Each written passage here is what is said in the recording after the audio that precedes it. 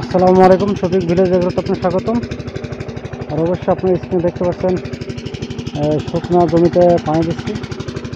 আসলে এই জমিতে ছিল আগে ভুট্টা গাছ, ভুট্টা কেটে আপনার পাট বোনা হয়েছে। আর এই ভুঁইটা পুরো রাস্তা থেকে একবারে দেড় ভুঁই।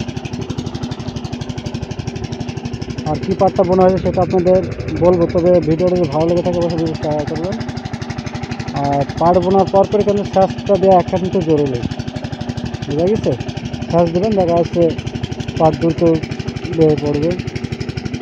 আর যারা এখন পাট বোনেননি তারা দ্রুত পাট বনে ফেলেন, যেহেতু মামলা হয়ে যাচ্ছে। অন্যান্য এলাকায় দেখা যাচ্ছে পাট বুনে সারা করে ফেলেছে। আমাদের এমনি অঞ্চলে দেখা যাচ্ছে এই যে ধান আছে, ধান কেটেও পাট বনে অনেকে। আর আমি তো মনে করেন যে ভুট্টা কেটে পাট বনছি। পাটের খরচ খুব বেশি, তবে লাভ কম।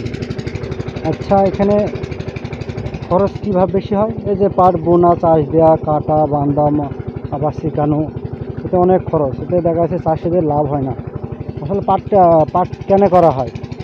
পাট করলেও হয়, না করলে হয়। করার একটা কারণ হচ্ছে ওই যে আপনার খড়ের একটু অভাব হয় না, কষ্ট হয়। আর এই পাট করলে কী হয়, আপনার খড়ের একটু পুষিয়ে যায়, কারণ পাটকাঠি আছে, ওটা আপনার খড়ি হিসাবে কাজে লাগে। আর এইটুকুনো বাকি আছে।